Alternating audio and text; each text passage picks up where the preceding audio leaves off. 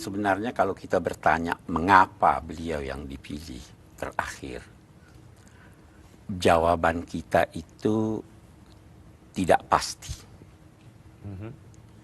Allah berfirman, Allahu a'lamu haitsu yaj'alu risalata.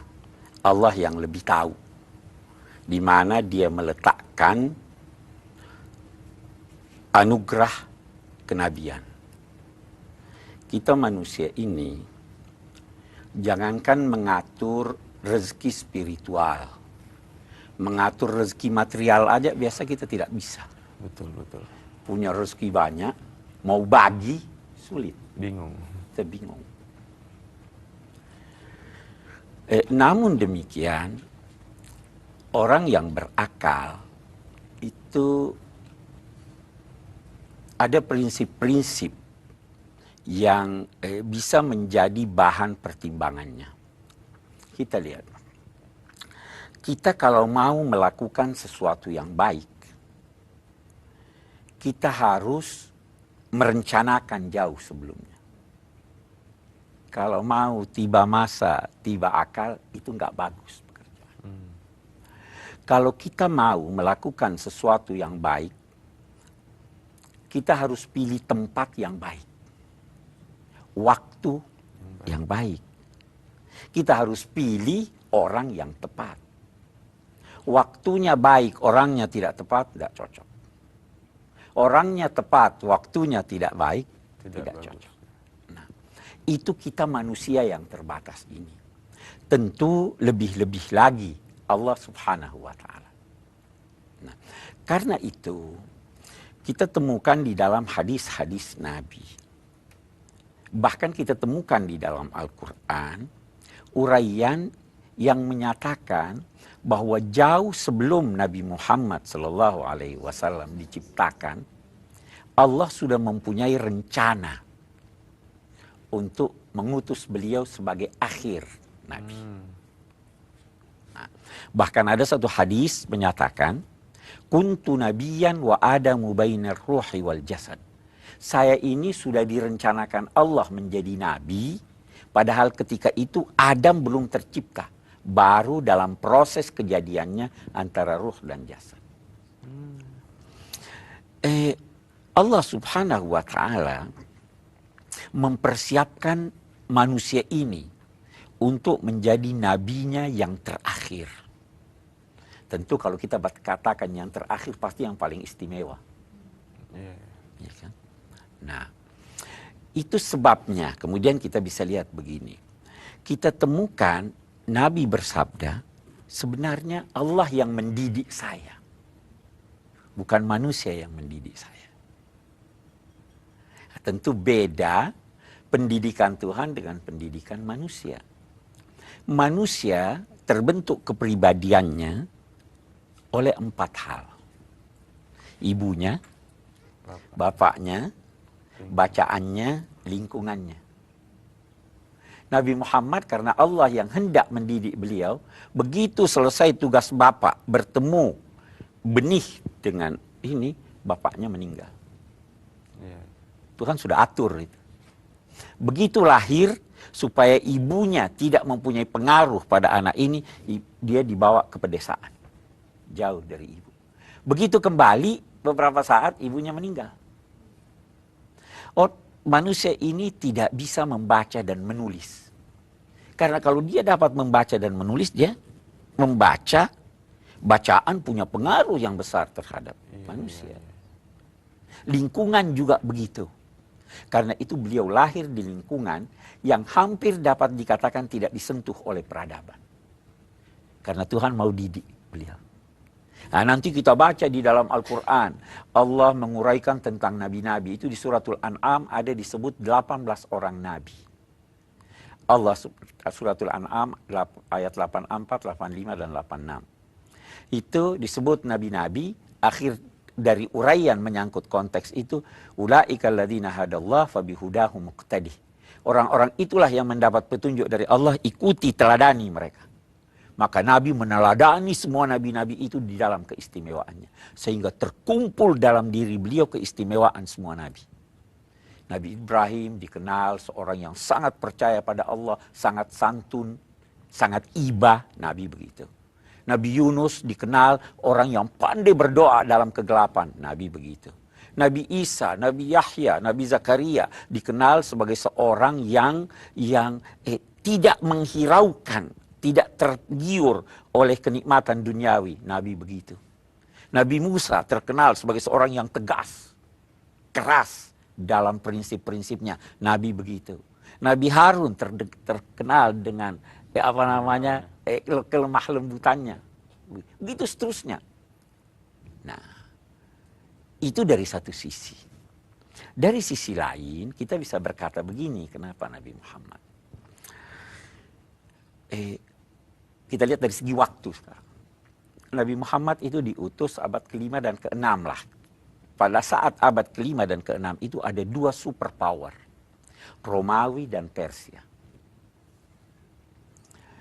Kita ingin bertanya begini, kalau ada suatu ajaran yang ingin disebarkan ke seluruh penjuru, itu mestinya orang berdiri di mana?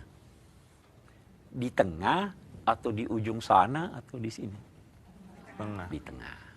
Kalau begitu salah kalau Nabi ini diutus dari Amerika. Salah kalau dari Australia. Kejauhan dong. Harus di Timur Tengah. Di Timur Tengah ini ada dua superpower ketika itu. Bahkan di dunia itu ada dua superpower. Ada Romawi, ada Persia. Romawi mengaku sebagai penganut Kristen. Yang ketika itu mengakui Trinitas. Persia, Iran sekarang itu menyembah api. Kira-kira kalau Nabi Muhammad diutus dari kekuasaan Romawi, bisa tersebar agama ini? Tidak mungkin. Langsung ditebas. Ini bertentangan dengan agama mereka. Nah, kalau dari Persia, langsung ditebas juga. Kan ini masa dia suruh menyembah Tuhan, kita punya Tuhan api. Bukan cuma panas. Nah, jadi harus dari suatu daerah di Timur Tengah yang belum dikuasai oleh Persia dan Romawi.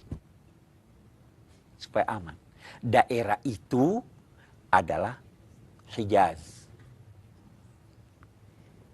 Di daerah ini, Saudi Arabia sekarang, ketika itu pusat dari daerah itu di Mekah. Kenapa dia jadi pusat? Karena di sana ada Ka'bah.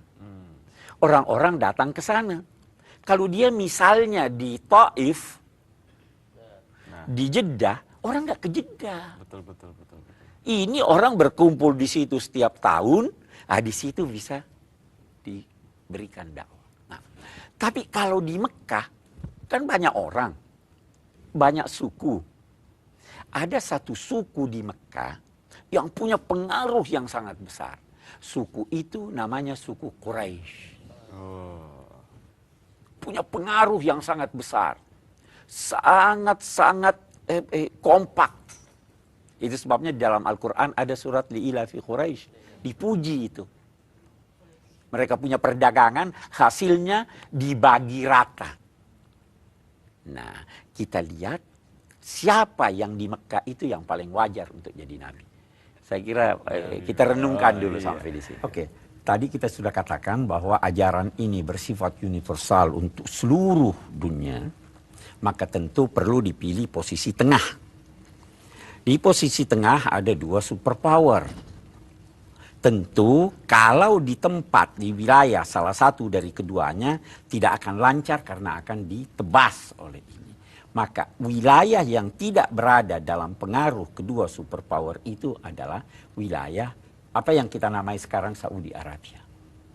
Nah, di wilayah ini, wilayah yang paling punya pengaruh besar itu adalah Mekah. Karena kota Mekah, di sana ada Ka'bah, orang-orang setiap saat berkunjung ke sana. Di kota ini ada satu suku besar yang bernama suku Quraisy. Mereka punya pengaruh yang sangat besar, mereka sangat kompak, sehingga itu sebabnya di dalam Al-Quran mereka dipuji. Nah, Jadi kalau begitu harus dicari orang dari Mekah. Nah, yang di Mekah ini, suku Quraisy ini ada 2 cabangnya. Satu cabangnya dari Hashim, satu cabangnya dari Umayyah. Hashim ini turunannya, dia dan turunannya punya 3 keistimewaan. Yang pertama gagah, orangnya gagah-gagah. Yang kedua, orangnya suka memberi pengabdian. Ingat Abdul Muttalib? Iya. Oke. Yang ketiga, mereka tidak cenderung untuk pandai berpolitik, tidak ingin merebut banyak harta dan sebagainya. Kalau Umayyah orangnya tidak gagah, tetapi pekerja keras, pandai melakukan muslihat, dan senang dunia. Dipilih yang mana nih sekarang? Harus dari Hashim yang dipilih, yang gagah, yang simpatik dan sebagainya. Nah, pada waktu itu orang yang paling gagah, yang paling simpatik, yang paling berwibawa, yang paling memenuhi syarat-syarat untuk ini adalah Muhammad Sallallahu Alaihi Wasallam. Karena itu Allah pilih beliau. Itu sebabnya. Mengapa kita lihat lagi ada ajaran. Ajaran itu tertulis, terbaca. Al-Quran kan? Iya. Tetapi kalau hanya dibaca, hanya didengar, belum tentu semua orang faham. Maka perlu ada orang yang memberi contoh. Maka Nabi ini yang memang mempunyai sifat-sifat yang terpuji, yang simpatik dan lain-lain sebagainya. Beliaulah yang dipilih oleh Tuhan. Kamu saya berikan wahyu, sampaikan kepada masyarakat, sekaligus kamu beri mereka contoh pengamalannya. Supaya orang meneladani beliau. Itu sebabnya maka Nabi Muhammad yang dipilih. Kita lihat tadi. Semua keistimewaan para nabi itu dianugerahkan kepada Nabi Muhammad. Saya akan ambil satu contoh. Nabi Yusuf itu gagah. Siapa lebih gagah, Nabi Muhammad atau Nabi Yusuf? Nabi Muhammad. Hanya bedanya Nabi Yusuf itu wibawanya lebih rendah dari wibawa Nabi Muhammad. Karena itu bisa saja dia disuruh-suruh oleh Zulaikha, ayo keluar ini. Kalau Nabi Muhammad gagah, berwibawa, simpatik, dan dia senang pada orang. Sehingga memang tokoh ini disiapkan oleh Allah Subhanahu wa Ta'ala sedemikian rupa untuk menjadi teladan bagi umat manusia. Nah, satu hal lagi yang saya ingin katakan. Kita dewasa ini seringkali beranggapan teladani Nabi Muhammad dalam segalanya. Poligami juga boleh diteladani beliau. Nah, kita ingin luruskan ini. Nabi Muhammad itu tidak semua apa yang beliau lakukan harus diteladani. Tidak semuanya. Karena beliau mempunyai paling tidak 4 atau 5 fungsi. Terkadang sebagai rasul. Terkadang sebagai mufti. Terkadang sebagai hakim. Terkadang sebagai sosok pribadi berkaitan dengan kedudukan beliau sebagai rasul dan nabi. Terkadang lagi sosok pribadi yang tidak ada kaitannya dengan ini. Kalau sebagai rasul semua benar, semua ucapannya benar, semua tindakannya benar. Kalau sebagai mufti itu ucapannya tertuju kepada semua orang. Benar tertuju kepada semua orang. Kalau sebagai hakim ucapannya itu hanya tertuju kepada kasus yang berselisih. Kalau sebagai manusia dalam kedudukannya sebagai nabi, pribadi tidak perlu diteladani dan boleh jadi tidak boleh diteladani. Saya beri satu contoh. Sebagai pribadi Allah mengizinkan Nabi Muhammad menghimpun 9 orang istri. Boleh tidak diteladani itu? Tidak boleh. Sebagai pribadi, Nabi Muhammad SAW kalau tidur tidak perlu wudhu lagi. Kenapa? Beliau berkata, mata saya tertutup tapi hati saya tidak tidur. Saya selalu sadar. Sebagai pribadi, beliau tidak boleh menerima zakat. Ya, itu pribadi itu tidak harus diteladani. Nah, ada lagi sebagai pribadi, boleh jadi dalam kedudukan beliau sebagai pemimpin masyarakat atau sebagainya. Kita ambil contoh, Nabi Muhammad gondrong. Ini anak muda mau ikut gondrong. Itu berkaitan dengan budaya ketika itu. Nabi Muhammad senang makan paha kambing. Kita harus senang juga makan paha kambing. Itu pribadi beliau. Jadi tidak semua lantas saya mau teladani, napak tilas. Kita pilih-pilih. Ya kan? Nah, itulah juga yang saya katakan termasuk dalam hal, karena ibu-ibu yang banyak nih, walaupun pemirsa ada bapak-bapaknya, termasuk dalam hal itu. Kita harus pandai-pandai memilih apa yang kita teladani dari Rasul Sallallahu Alaihi Wasallam. Ya, saya kira itu. Saya ingin bertanya, sebagaimana yang tadi Pak Ustadz katakan bahwa di wilayah yang berpengaruh pada saat sebelum Nabi Muhammad dilahirkan, yaitu ada suku yang bernama suku Quraisy. Sedangkan sebelum Nabi Muhammad dilahirkan itu terkenal dengan kejahiliannya. Bagaimana dan apa yang dianut oleh suku Quraisy pada waktu itu? Ya, pertanyaan Ibu, apa anutan masyarakat ketika itu? Terutama suku Quraisy. Terutama suku Quraisy. Oke, sebenarnya masyarakat Arab secara umum sangat mengagungkan Nabi Ibrahim alaihissalam. Mereka mengaku menganut millata Ibrahim. Tetapi ajaran Nabi Ibrahim ini, karena memang sudah begitu lama, sedikit demi sedikit terjadi erosi sehingga tidak sepenuhnya sudah sama. Saya akan beri contoh. Nabi Ibrahim mengumandangkan haji. Orang-orang Arab juga haji. Iya, iya. Tetapi hajinya waktu itu sudah beda dengan haji Nabi Ibrahim. Perempuan telanjang, Bu. Subhanallah. Ada yang sangat ketat, tidak mau memakai baju yang pernah digunakan dalam suatu kegiatan yang dosa. Mereka haji bergandengan tangan. Masih haji, tapi tidak ini. Nah, ada orang-orang tertentu yang masih mempertahankan ajaran Nabi Ibrahim yang murni. Nah, sebahagian dari suku ini, termasuk suku Quraisy, ada yang begitu. Ada yang pernah berkata begini, oh itu Nabi Muhammad kawinnya bagaimana? Ada yang berkata kawin sesuai dengan ajaran Kristen. Saya katakan tidak. Perkawinan sejak dulu itu ada 4 macam. Ada kawin seperti sekarang. Dilamar, ada saksi dan sebagainya. Sesuai dengan ajaran Ibrahim. Ada perkawinan, 10 orang kumpul sama satu perempuan. Begitu melahirkan, perempuannya tunjuk, kamu jadi bapaknya anak ini. Ada perkawinan, satu orang ingin punya keturunan yang baik. Dia tahu, oh itu bibitnya baik. Dia suruh istrinya, kamu pergi ke sana. Campur. Itu perkawinan masa dulu.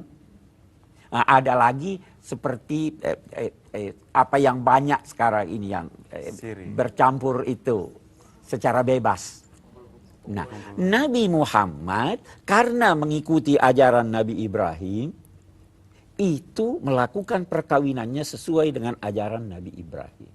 Nah, jadi ada yang masih murni, ada yang sudah tidak murni. Saya kira begitu, Bu.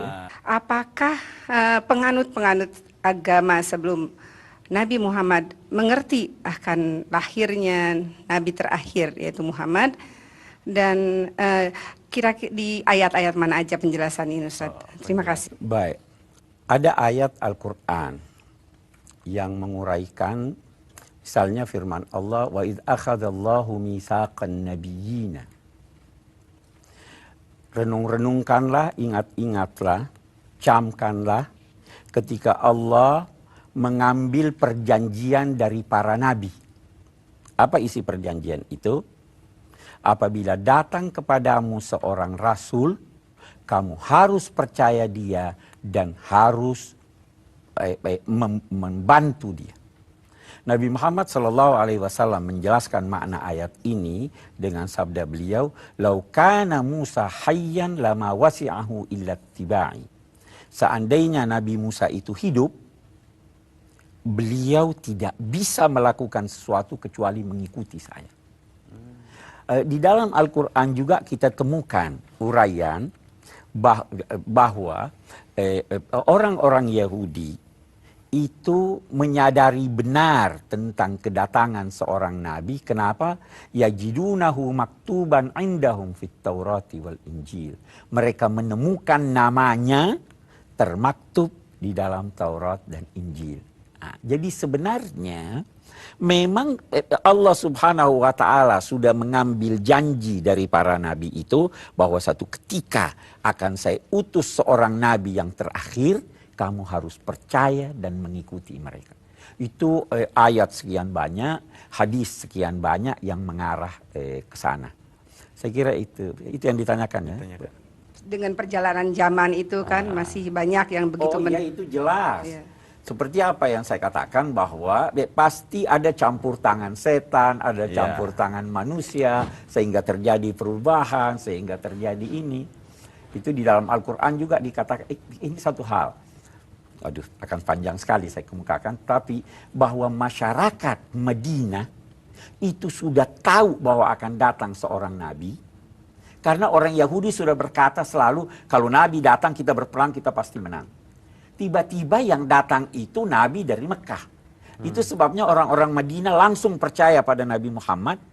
Salah satu motifnya bahwa ini nabi yang disebut oleh orang Yahudi. Nah, sehingga dia ingin memihak ke sana agar dalam peperangannya menang melawan orang-orang Yahudi. Nah, orang Yahudi tidak mau percaya. Kenapa? Karena ini bukan dari kelompok kami. Jadi banyak sekali uraiannya. Beliau Nabi Muhammad pada saat dia dipilih oleh Allah Subhanahu Wa Taala untuk menjadi seorang Rasul itu pada saat usia berapa sih Pak? Iya, sejarah menyatakan beliau pada usia 40 tahun. 40 tahun menurut Al-Quran itu hatta idza balagha asyuddahu wa balagha arba'ina sana. 40 tahun itu dinilai oleh Al-Quran sebagai usia sempurnanya seseorang. Kematangan berpikir, kedewasaan yang penuh itu pada usia 40 tahun. Jadi kalau orang 40 tahun belum dewasa, bahwa itu sudah sangat ketinggalan. Saya ingin menanyakan, kenapa sebagian besar seluruh umat Islam itu hanya memperingati kelahirannya aja, tapi tidak pernah mengenang kematiannya Rasul. Terima kasih. Yang pertama dulu, sebenarnya hari kelahiran, hari hijrah dan hari kematian beliau itu satu hari semuanya, sama harinya. 12 Rabiul Awal beliau wafatnya, lahirnya. Jadi itu sebabnya ketika menguraikan maulid, tidak ada salahnya orang menguraikan kematian beliau. Hanya orang biasanya secara umum orang bicara kematian itu sedih. Lebih senang berbicara tentang kelahiran. Tapi tidak baik sekali kita menceritakan bagaimana kematian Nabi Muhammad SAW. Saya kira begitu ya. Saya akan menanyakan mengenai poligami yang sekarang sedang tren. Kenapa masyarakat menyatakan bahwa poligami itu mengikuti sunnah Rasul? Itu yang menjadi pertanyaan. Orang yang nggak ngerti, Bu. Bukan semua masyarakat berkata begitu. Ulama-ulama berkata bahwa itu bukan bahagian dari yang mesti diteladani. Itu sebabnya poligami memang dibenarkan, tetapi dengan syarat-syarat tertentu. Nabi ketika berpoligami punya tujuan tertentu. Kita harus lihat bahwa banyak sekali. Oke, kita kaitkan dengan Nabi Muhammad.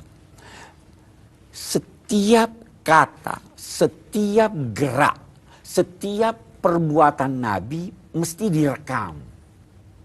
Yang direkam itu bukan hanya yang nampak keluar, tetapi juga dalam hal-hal yang tidak nampak, karena sebagian dari yang tidak nampak itu adalah teladan, adalah hal-hal yang perlu kita ketahui. Kalau cuma satu istri beliau, tidak mampu dia merekam semuanya. Saya akan berikan dari ibu satu contoh. Misalnya, maaf, orang kalau puasa itu lantas campur dengan istrinya di malam hari, subuh belum mandi, sah puasanya atau tidak? Siapa bilang tidak? Ya sah puasanya, sah puasanya. Dari mana diketahui ini? Pasti keluarga Nabi yang cerita. Orang kalau berpuasa itu lantas berpelukan dengan istrinya, sah puasanya atau tidak? Sah puasanya. Dari mana itu? Ini perlu direkam semuanya. Ini satu. Nah ini orang yang sekarang ini yang mau poligami sama nggak dengan itu? Yang kedua, yang dikawini Nabi itu siapa? Yang beliau kawini adalah perempuan-perempuan yang usianya lebih dari 50 tahun. Apa itu yang mau diteladani? Nabi kawin dengan banyak perempuan itu tujuannya membela, melihara, memberi perlindungan terhadap mereka. Kemudian, yang mana lebih banyak? Nabi itu berpoligami atau bermonogam? Monogaminya lebih banyak. Beliau kawin umur 25 tahun, meninggal istri beliau sekitar umur 53 tahun, atau 52, atau katakanlah 51. 25, 51, 26 tahun monogami. Menikah lagi setelah Khadijah meninggal, itu baru campur dengan Aisyah di Medina. Di Medina beliau sekitar 10 tahun. Jadi yang mana yang mau diikuti, yang banyak atau yang sedikit? Tapi saya tidak berkata poligami ditutup. Ya kan Bu? Tapi jangan berkata bahwa itu anjuran. Karena kalau anjuran, Allah akan menyiapkan 4 perempuan lebih banyak dari laki-laki. Saya tidak bisa menganjurkan orang, silahkan makan gado-gadonya, silahkan makan pecelnya kalau tidak tersedia. Iya. Ya kan? Ada kata sunnah, ada kata bid'ah. Sunnah itu pada mulanya berarti tradisi atau kebiasaan atau cara hidup. Kalau dari segi hukum, sunnah itu adalah sesuatu yang dianjurkan. Berpahala kalau melakukannya, tidak berdosa kalau meninggalkannya. Kalau tadi kita berbicara tentang poligami atau perkawinan, memang Nabi bersabda, an-nikahu sunnati. Tetapi sunnah yang dimaksud Nabi di situ adalah cara hidupku. Bukan sunnah dalam pengertian hukum Yang harus diikuti. Yang diikuti itu kata sunnah dalam pengertian hukum itu muncul kemudian. Simpang siur ini. Apa yang dikerjakan oleh Nabi Shallallahu Alaihi Wasallam itu ada yang kita baik, ada yang wajib, ada yang bagus kita lakukan, tetapi ada juga karena pertimbangan situasi yang sudah berbeda, maka kita tidak dianjurkan lagi melakukannya. Saya beri contoh, Nabi waktu haji melontar pada waktu tertentu. Karena jumlah jamaah belum banyak. Sekarang sudah membludak, saya sudah tidak bisa berkata bahwa afdal melontar sesudah zawal. Walaupun itu dilakukan oleh Nabi. Ada juga hal-hal yang tidak dilakukan oleh Nabi dulu, kita harus lihat kenapa Nabi tidak melakukannya. Boleh jadi beliau tidak melakukan karena belum ada sebab. Saya beri contoh. Al-Quran itu tidak dibukukan pada masa Nabi. Nanti pada masa Sayyidina Abu Bakar baru dibukukan. Apakah itu berarti Sayyidina Abu Bakar melakukan bid'ah? Tidak. itu bid'ah, kalau mau dikatakan bid'ah itu bid'ah yang baik. Nabi tidak melakukannya karena orang masih hafal semua. Setelah itu banyak sudah orang yang masuk Islam, sudah banyak ini, sudah diperlukan untuk dibukukan. Itu bukan bid'ah. Nah, jadi kita harus pandai-pandai nih. Tidak semua yang baru itu lantas ditolak. Nah, Tidak semua juga yang pernah dilakukan oleh Nabi. Tapi kalau situasi sudah tidak memungkinkan, kita berkata, saya tetap mau begitu. Jadi kita harus tahu sunnah dan bid'ah. Saya kira iya. Kalau kita ingin simpulkan bahwa Allah Subhanahu wa taala memilih Nabi Muhammad sallallahu alaihi wasallam sebagai nabi yang terakhir, itu pilihan adalah pilihan yang paling tepat agar supaya menjadi teladan yang diteladani oleh umat manusia sejak masa beliau hingga akhir zaman. Dalam konteks meneladani beliau ini, umat harus pandai-pandai membedakan kedudukan beliau sebagai rasul, sebagai mufti, sebagai pemimpin masyarakat, dan sebagai pribadi, sebagai hakim. Karena itu, tidak semua apa yang dilakukan oleh Nabi otomatis kita harus lakukan.